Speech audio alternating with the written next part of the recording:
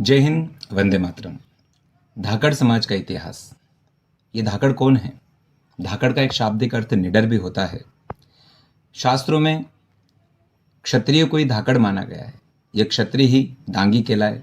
क्षत्रियों को ही गुर्जर, सोंदिया, रुहेला आदि जितनी भी निडर समाज रही है, देश के शत्रुओं से, बाहर के आतताइयों से, इस देश की माता बहनों की अस्मिता की जिन्होंने रक्षा की, वो सब क्षत्रिय कहलाए।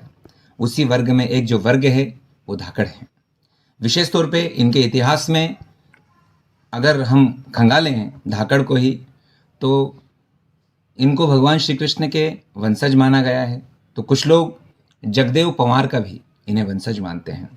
धाकड़ का जो शाब्दिक अर्थ है, उसका अर्थ क्या है? धरगढ़ घर अर्थात भूमि, खड़ यानी जोतने वाले। जो भूमि को जोतते हैं, भूमि के जोतने से जो अपना जीवन यापन करते हैं, वो धाकड़ हैं। क्योंकि धाकड़ की जो आराध्य देवी है वो धरती माता है।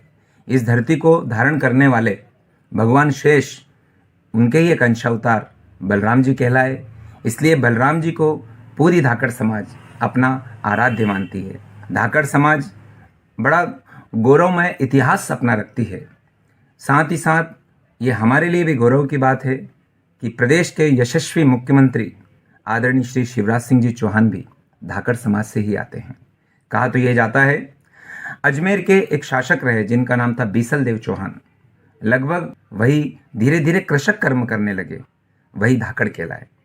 इनके दो वर्ग हैं धाकड़ समाज के, नागर और नागर चलिया। एक कंट्रोवर्सी है, ब्राह्मण भी नागर लिखते हैं, तो धाकड़ समाज नागर क्यों लिखती है? जो धाकड़ समाज गांव में बस गई वो नागर चलिया, तथा जो बड़े कस्बों और शहरों में बस गई थी, बड़े प्रसाद बना के रही, वो सब लोग नागर कहलाए। विशेष करके इनमें दो गोत्र बने, सोलिया और बीसा।